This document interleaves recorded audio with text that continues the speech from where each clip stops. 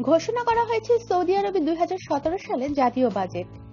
এতে ঘাটতি কমলেও প্রবাসীদের জন্য রয়েছে দুঃসংবাদ।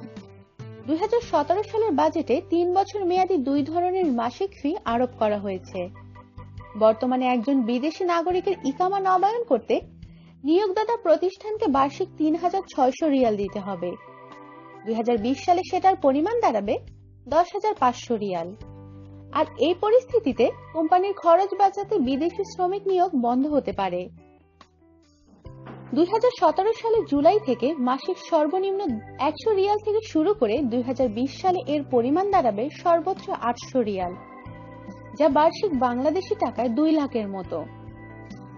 সৌদি আরবে এতদিন পরিবার নিয়ে বসবাসকারীদের কোনো ফি না থাকলেও 2017 সালে জুলাই মাস থেকে তাদেরকে প্রত্যেক সদস্যের মাথাপিছু মাসিক ফি দিতে হবে, যার পরিমাণ 100 রিয়াল। আর এই ফি ক্রমান্বয়ে 2018 সালে 200 রিয়াল, 2019 সালে 300 রিয়াল এবং 2020 সালে 400 রিয়াল।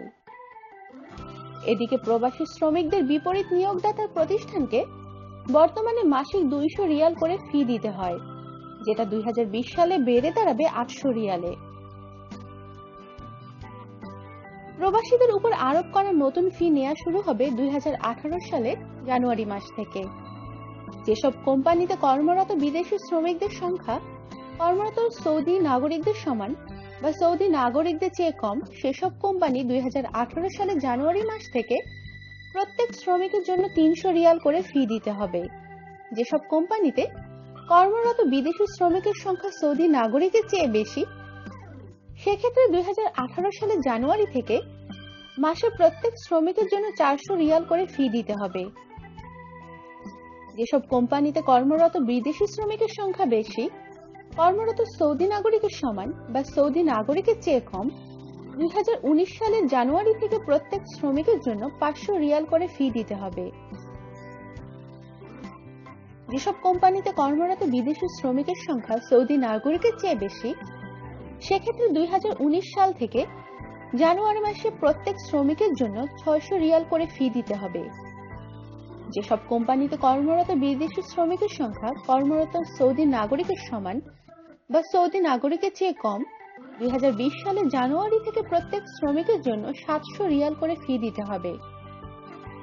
যেসব কোম্পানিতে কর্মরত বিদেশি শ্রমিকের সংখ্যা সৌদি নাগরিকের চেয়ে বেশি, সেক্ষেত্রে 2020 সালের জানুয়ারি থেকে মাসে প্রত্যেক শ্রমিকের জন্য 800 রিয়াল করে ফি দিতে হবে।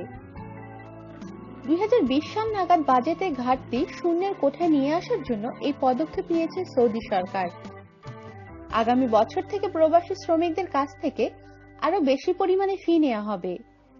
দেশটিতে বিদেশি শ্রমিক নিয়োগ নিরুৎসাহিত করে সৌদি নাগরিকদের নিয়োগকে উৎসাহিত করার জন্য এই পদ্ধতি বেছে নেওয়া হয়েছে।